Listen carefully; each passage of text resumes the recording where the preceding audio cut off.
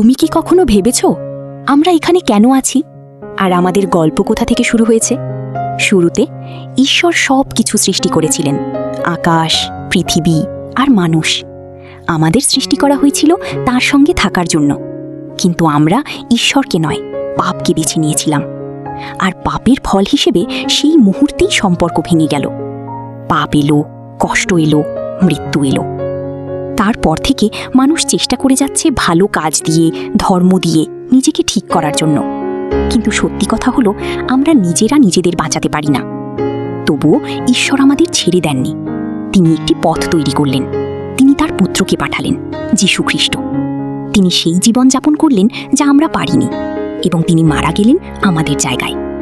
তিনি আমাদের পাপ নিজের ওপর নিলেন আর আমাদের তার ধার্মিকতা দিলেন। তিনি আমাদের মৃত্যু নিলেন আর আমাদের তার জীবন দিলেন। কিন্তু গল্প এখানেই শেষ হয়নি। তিনি আবার জীবিত হলেন। মৃত্যু পরাজিত হলো আর পথ খুলে গেল। তার কাছে জীবন আছে। যে তার উপর বিশ্বাস করে সে জীবন পায়, সে পরিত্রাণ পায়। এখন সিদ্ধান্ত তোমার, পাপে থাকবে নাকি খ্রিস্টকে বেছে নেবে। কারণ পরিত্রাণ অর্জন করা যায় না, এটা গ্রহণ করা হয়।